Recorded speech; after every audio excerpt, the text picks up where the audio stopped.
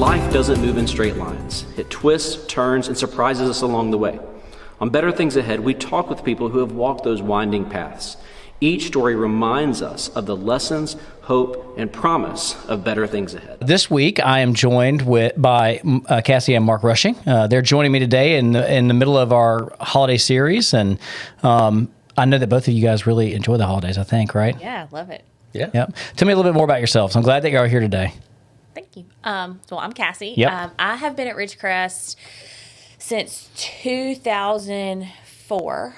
So however long that is, 21 years. We try not to think in those terms. Yeah, right. As, I know. You know, at our age. I came because a friend's family came here and they invited me, and here I am, right? Yep. Proves your point about inviting people to church. It does make sense. It does. I am a working mom. We have 3 kids. Nora Grace is 8, and our twin boys, Hudson and Lewis, are 6. So I have my own business, and life is pretty crazy right now. Busy, chaotic, but also a lot of fun. Yeah. Mark, how did you end up here? Mark, I was invited by Kassi. Yeah. So I've been here maybe 2 or 3 years less than her. Gotcha. Because she'd been going here for a little while and invited me. I think the first thing I came to was Christmas program when they had it in the... How appropriate for our I time. know, That's right? right. Yeah. So I've been here that long and own my own business. Same kids. Yep. They keep you guys busy. Yes. So tell me a little bit about what holidays were like for you guys when y'all were growing up. Like, what did y'all do for the holidays? Did y'all do special stuff with your family? How did your families handle holidays? Do you want to go first? You can. Okay, so I grew up in a really small town where my entire immediate family was in just like a couple mile radius. And so family traditions were like entrenched and deep, and we did not deviate. You know, like every Christmas Eve was this. Yep. And we ate this, and it was at this time. And but I love that. You know, we have these really long held traditions. The holidays were very much, though, something we all looked forward to. Christmas more so than Thanksgiving. Like, not that Thanksgiving, gets slighted sometimes, but we didn't have as strong traditions around Thanksgiving as we did around Christmas. We didn't travel, though, because my whole family was right there together. So that was, just how I grew up. Yeah. Everything was right there in one place. And we popped over to grandmother's for breakfast on Christmas morning and did a Christmas Eve at the other grandmother's. But it was, there wasn't a lot of negotiating or having to figure out who does what when, because everybody was right there at all times, which was a joy growing up. Sure. I love that. Our kids don't exactly have the same experience today, though. We'll get to that in just a second. Mark, what about you guys? Yeah, so what did y'all do? I grew up in Jackson, and my grandmother lived in Grenada, a couple hours away, and then my dad's side of the family lived in Tylertown, about an hour and a half away. So on Christmas, we would open our gifts at our house in Jackson, and then we would travel down to Tylertown, about an hour and a half away. And so we'd be there for like Christmas lunch and stay there for a few days. But yeah, we traveled every Christmas to that grandmother's house. I don't remember ever going to Grenada for Christmas. But we didn't that's the only traveling we did. But we always, as far as I can remember, we always had Christmas at my parents' house, and then went to my grandparents' house, the one in Tylertown. And then everybody else on that side of the family grew up like Kassi did. Small town, all right beside each other. We were there was one other aunt that lived in Ohio, but we were the only ones that didn't live in Tylertown. Sure. So we'd come down there and be a part of small town for a little while. Yeah, so my personal experience is very similar in some ways to yours, I think. It's, when I grew up, our family was not really close, like the outside of the nuclear family. We had some aunts and uncles that were off in different places. Some of them were close, but we didn't spend a lot of time with them. There were others that were like over in Atlanta. And so it wasn't like we had these traditions of like being a part of this really close-knit kind of extended family through the holidays. We'd see each other. We'd eat sometimes. It was always fine. We always enjoyed that time. But then I married Julie. I'll rewind a little bit because this will kind of help give some flavor to the discussion that we're going to have. So the second date that Julie and I went on, the first date we went to a movie, it was, a very normal first date kind of thing. Second date, she says, hey, we're going to have a family get together. You want to come with me? And I was like, sure, why not? Like my mind, family get together was like 8 to 12 people, pretty low key, kind of quiet. And I was like, sure, why not? That sounds great. We drive out in the middle of nowhere because at that time we were living in Clinton, and we drove to Madison, which at the time had nothing but trees and roads. And now is much different than that. But we're driving out in the middle of this nowhere, and I'm like, where are we going? Like, am I going to be murdered? Was the first date that bad? Like, we pull up to this house, and there's like 20 cars.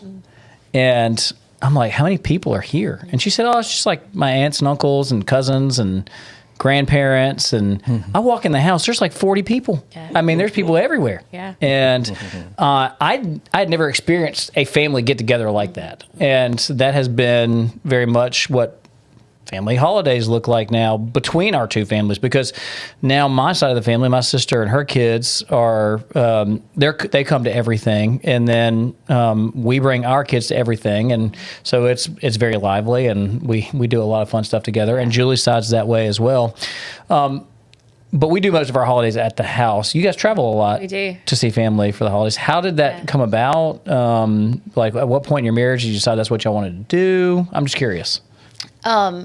So I think backstory there is when we got married, Mark's older brother was a pastor at a church and had been a pastor at a church for a while. And they had a Christmas Eve service that he did. And so I kind of joined the family with their Christmas tradition always being the family gathered like the weekend before, which was really great for me. And I got really excited because I loved going home to my family for Christmas. And so that's just what we started from the time that we got married. And so we've gone home almost every year. I was thinking, the year the twins were born, they were newborn, like 4 weeks old. And so, that was a year where we were like, hey, life's different this year. So we stayed here. But the travel was not, it wasn't as much as a conscious decision as it was just, rhythm of life. Rhythm of life. But one of the things Mark and I did talk about was both of our moms, especially, have been very, very supportive from the time we got married of like, y'all do you. Like, you do your family thing. And if anything changes, like, that's totally fine. And like when we had kids, my mom especially was like, Kassi, if you want to start your own family traditions, like you can do that. And I think that has been a gift because we've not felt pressure to travel. Yeah. We enjoy it though. My kids love to go. It's just kind of, again, part of the traditions and the rhythms. I mean, do you ever remember us like having a conversation? No. I mean, we've always, again, because we were married for a while before having kids. And so we didn't have that part so it was just us. We're like, we'll go to your parents' house. Yeah, for like 10 years. And the reason why, too, we always go to her parents' house on Christmas is because growing up with my brother being a pastor, my mom realized early on that Christmas was going to be hard to get everybody together. Yeah. Because he was on the coast and he had to preach on there. So it was going to be hard for him to come up on Christmas Day or whatever. So she kind of made a deal and just said, look, if I can have Thanksgiving Day every year, y'all can have Christmas to the other side of the family. And so it's always worked out. And so my mom gets our whole family together on Thanksgiving Day. and then we always go wherever we want to go. Typically her family's house, and so it's been real easy to not have to go back and forth. Like, okay, where are we going this year? Whose house? Who's hosting it? Are we doing it? Are they doing it? It bounces around. It's just already set. We already know, and so it makes it real easy to not have to discuss that or figure that out. It's kind of, for sure. Yeah. So you mentioned the kids coming along. Yeah. How did the kids change anything or make? What were the things that you had to think through when it came to getting the kids to do those sorts of things? I'm just curious. I think when they were, little bitty, just the logistics of getting children anywhere is chaos. But then, I mean, we don't do Santa Claus in the most traditional way, but we do open big gifts on Christmas morning and all that kind of stuff. And so like getting them there, I remember, was that last Christmas that they got the Power Wheels? No, that was like three Christmases Well, ago. whenever they got Power Wheels. That's how time happens. So That when I have is. kids. Like you're like that happened last year, and that was like 3 years ago. Yeah, that's pretty normal. So because we wanted them to open their gifts at my parents', right? We took Mark's truck and a trailer 4 hours north with 3 Power Wheels on it, just to have to turn around and bring them all right back to our house, but so that they would have their Christmas gifts there. So I mean, it's not always logistically the easiest way that we've chosen to do it, but our kids, those are their memories now. You know, like Christmas at grandmother's it's just one of their traditions. We've seen Nora Grace write about that, like when she's had journaling prompts and stuff in school. Like those are the things that come up for her. Cool. So but they're very much like any other child. Like they've never really seen it done any other way. So it's just their norm. I think it travel real well. They do travel well because they've traveled for so long since being little bitty. That makes a big difference for sure. Yes. So it's just normal to them. Very good. We wanted to raise kids who could do a few things. One, we wanted them to be able to talk to adults, which, if you know my children, I think we're working toward that pretty well. And we wanted to raise kids that were good travelers. So we said they got to travel if they're going to be good at it. And they really are. They can road trip. They can airplane travel. They can do it all. So, tell me, has there ever been a time where you were like, this was a really hard Christmas to do this? Was it difficult to hold up the tradition? How did you handle that? Because, we all know that every year is not the same. Yeah, there are going to be times where trying to do the old things are going to be harder. For whatever reasons, life circumstances, whatever. Were there times where it was harder and you were like, maybe we should do something different? So I think what we've done a good job of, and you can chime in if you feel differently, but I think we've done a good job of holding tight to the premise of like family being together. Yeah. But we've kind of held with an open palm, like how it has to look. Okay. Yeah. And so like this example is happening right now. We're navigating this. My sister's a nurse. And so she's gotten her schedule and she has to work Christmas Day. Yeah. And she's in Nashville. And so there's this, we're navigating this right now. I think for the first time since the twins were born, everybody's going to actually travel to my house this year. Really? I've never hosted Christmas like this at my house before. But the key for us is we just want to be together. Yeah. I don't know that it's been harder. I mean, I can think back before kids. This might go really deep, really fast. Is that okay? That's up to you. Yeah. So before we had kids, just some stuff going on in our marriage where we weren't together during the holidays one particular year. And I went and did the normal thing, and that was really, really hard. And I remember just having to say to my parents, like, can we just not pretend that everything's like normal this year? Yeah. And I think that's okay sometimes, you know. I think about when Uncle Raj died, and right before Christmas. And so we made this decision as a family, like we're still going to gather, but we're going to do something totally different than what we've done in years past, because it's not the same circumstances. That's correct. And so let's not try to cover it and pretend that it's all the same.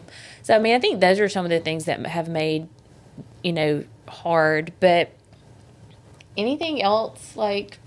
I mean, the one where we had to pack up the whole trailer, that made it hard. Yeah, Yeah. for sure. That kind of stuff practically hard. Yeah. But I don't remember any that were any other than when we weren't together for that period of time. Yeah. That just being a weird. The other thing about traveling with kids too, and again, if you have kids, you know what I mean.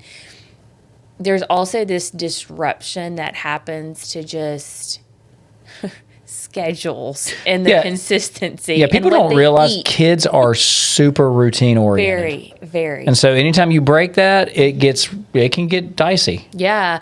And so Mark has always done a really good job of like reminding me and kind of coaching me through that of like, I mean, Kassi, they ate, candy canes for breakfast this morning. Yep. Or like, no one's had a nap in 3 days, those kinds of things, and kind of resetting expectations that we're going to have the order and the, the ease that you have. Sure.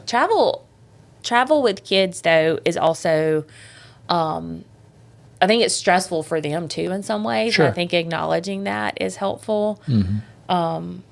It's not just mama. Yeah. Thankfully, Dad's the grounded one in our family who calms everybody down. You are? Yeah, I guess. I'm trying to think if it's just with the kids traveling, like the kids, you ask if any have been harder. All of them have been harder since we've had kids. Sure. Because the kids True. make them all harder. Yeah. That's the introducing them into the picture. Everything's been harder with them.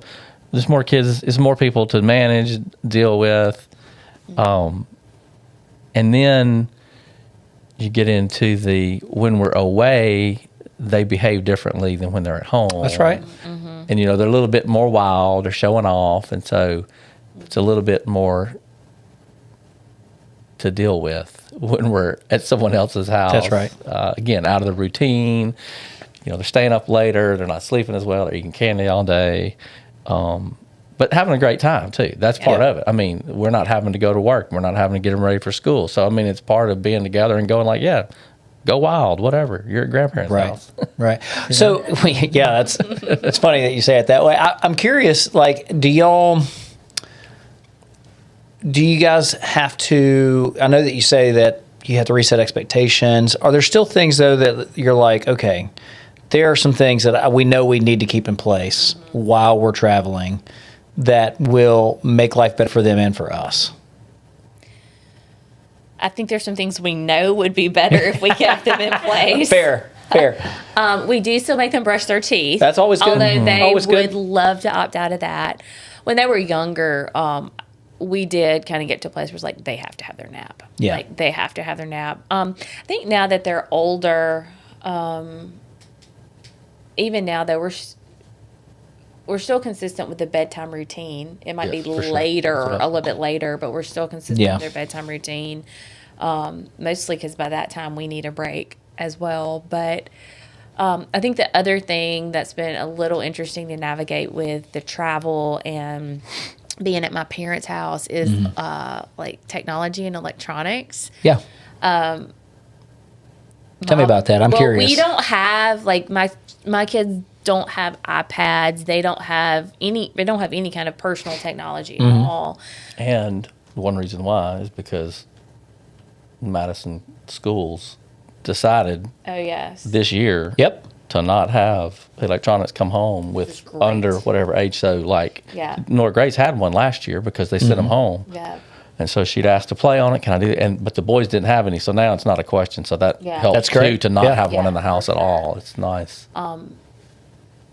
So with that though, like we've not ever really parented with like take the screen. But at my parents' house, they are very much like, sure, you can look at pictures on my phone. Yes, you can play games on the iPad. And so I have found myself being like, okay, no more today. Like, grandmother, please put those away. And they're very honoring of that. Yep. But that's been just a really practical sign of the times. Like, this is where we are. And then I think it's navigating like, okay, but it's the holidays. And right. can we bend? And there are some traditions too that I'm thinking about now that have always been done that I think we'll continue to do. And one at Cassie's parents' house is they light a candle before dinner on Christmas Eve for our family members who aren't there. Each, at Christmas Eve dinner, so we light a candle for each of the family members that aren't there. So I'm sure that'll continue. We'll want that to continue. Yeah. And then at my parents' house, we always, even though it's a week before Christmas, we always read the Bible story, or with the little kids, with ours being little smaller, that we would find something on a Christian, an animated Bible story or something that we vetted beforehand to make sure it was biblical, and but we would watch that or something to tell the Bible story. Yeah. Every Christmas. That's right. Get together, and then something that we've been doing now for I guess as long as Elliot and Parker, if not longer. But I forget who we use now, but the gift. Like Samaritan's Purse, Purse, like BGR, whatever. We used to exchange gifts. As I would buy my brother something, she'd buy exchanging gift cards basically. Here's $20, give me $20, And so then we decided, hey, why aren't we doing that? And so we took all that money that we typically would spend on each other and put it into a pool and divided it up between the kids. So our 3 kids and then my other 2 nephews said, we'd say, you each have $50, each have $100, whatever it pulled into, to spend, look through the relief catalog, look through the Samaritan's Purse catalog, and it's a great idea. Pick, here's how much. And so at the end, then we would say, read out what you got. And so they'd say, we bought some chickens and we bought some blankets and the we bought a goat this year. That's right. Exactly. And so they have a fun time doing that. Yeah. And it's a way to give back and just, so that's been a cool tradition that we'll continue I like that. to do. I think the whole thing for us with the travel too is, we've talked as a couple a lot about how do we honor our own parents as we're adults? Like, how do we keep doing that? Yep.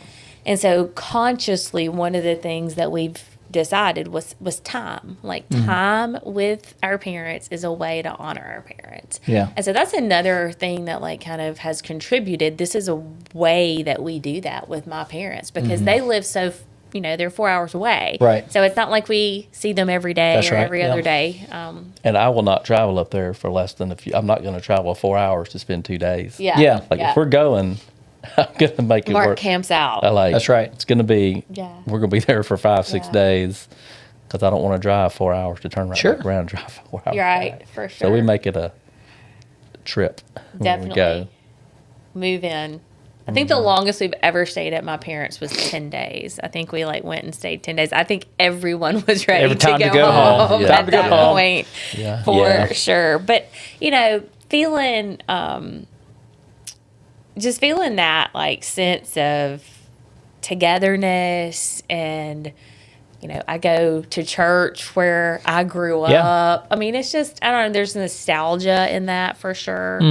And thankfully, Mark loves my family and my family loves Mark, so that helps too a lot in making it a practical it's an option. It's not like we have to.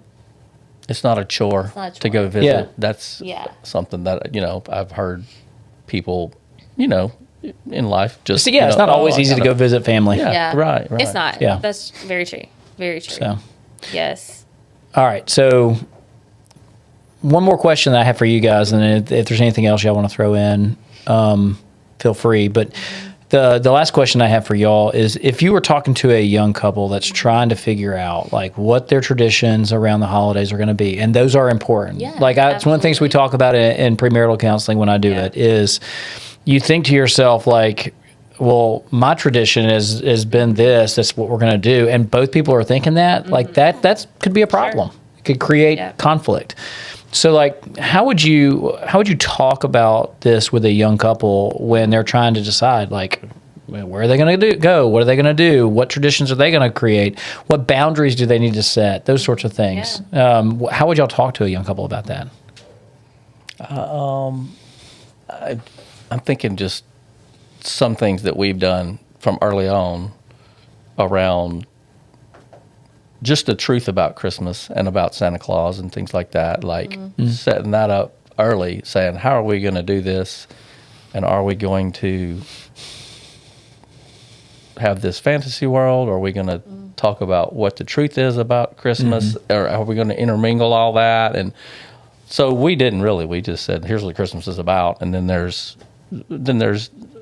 these characters like Mickey Mouse and different things that in a way that they don't ruin it for other kids or something. Yeah. That there's ways to think about it that, look, they're just characters. But here's what Christmas is about. And talk about those kind of traditions, because, then it's, well, what age do we stop this or start telling them this to transition into this? And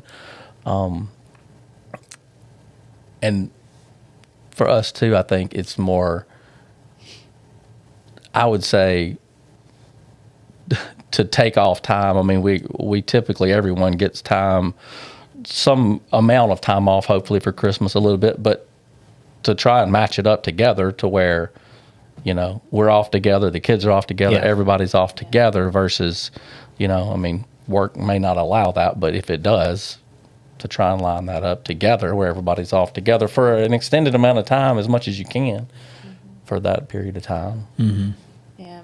I think from a new couple and trying to figure out that, whether it's travel or just tradition in general, like, tradition is important, but it's also okay to evolve that tradition. Okay. And it's okay for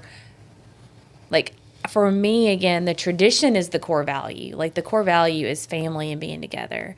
How that happens, hold that with an open palm. And it's not the thing you do that makes it special, it's who you do it with. And so if we can kind of take that mindset, because again, I think one of the greatest gifts my mom in particular gave to me was, she was not dogmatic that it had to be her way or the highway. Yeah. And that has given us then the flexibility to say, how do we want it to be? And, it'll change. It's already evolved, and it will change more as our kids grow older. I asked them at dinner last night, how would y'all feel about staying here this year instead of going to grandmother's? And I didn't really know what I was going to be met with. What did they say? Nora Grace was like, yeah, that'd be fine. Will everybody come here? Yeah. And I was like, yeah, they will. And which tells you that you've instilled that togetherness in her. I hope that's what it means. Yeah, that I think it does. That to me was like, they didn't get upset we weren't going to be there, but they were very but we'll be together, right? Yeah. And that was, that kind of felt like a little win moment, victory. maybe. Yes. So I'll let you know what we decide. We've got we're still, family texts blowing up, trying to figure out who can get flights where and all that. Yeah. But I'd say too, just with a young couple, just set expectations as well as to what you expect travel wise. Not, don't just spring it, say this is what we're doing, because, and then be flexible with it too, though, because things can change. But I think that's an issue. That can become an issue if you're not clear on your expectations of what you want to happen, what traditions you want to set, what you're going to get your feelings hurt if we don't do this or don't do that, if we hadn't really talked about it. And, hey, I expect to go to my mom's every Christmas. I expect to go to my, if we haven't talked about that, then, well, we might have a little issue when that comes up. Yeah. Definitely. Premarital counseling, one of the phrases I say over and over and over again, unstated expectations are unfair expectations. Yes. If you don't tell the other person what you expect, it's not fair for you to hold them to that standard. Yes. So I think it's true of holiday traditions. It's true of a bunch of stuff. So, well, thank y'all so much. Is there anything else that y'all want to add this morning? Y'all done a great job kind of talking through this issue, and for some families it's easy to figure out, like, should we travel, should we stay home? For us, when we kind of have worked our way through this, now we live right around the corner from both sets of our grandparents, our parents, kids' grandparents. That's how we think about everything now, is through kids. But there was a time when we lived 12 hours away. And so that's actually when we begin to set family traditions a little bit more solidly. And so it wasn't really an option for us. But there are plenty of us we live close enough to family that we have to figure these sorts of things out. And we do want to spend time with family. And I think I've done a great job kind of helping us think through that. I appreciate y'all's time this morning. Yeah. Thanks for having us. Yeah. Thank you. And if you've been listening and you're curious about this more, feel free to reach out to us here at Ridgecrest. We'd love to help you figure out how to set up family traditions, how to handle the holidays, because we want the holidays to be better than they have been before. Thanks for joining us on Better Things Ahead. Follow the show on Spotify and Apple Podcast, and subscribe to our YouTube channel for the video of our podcast. Until next time, keep moving forward, because there are always better things ahead.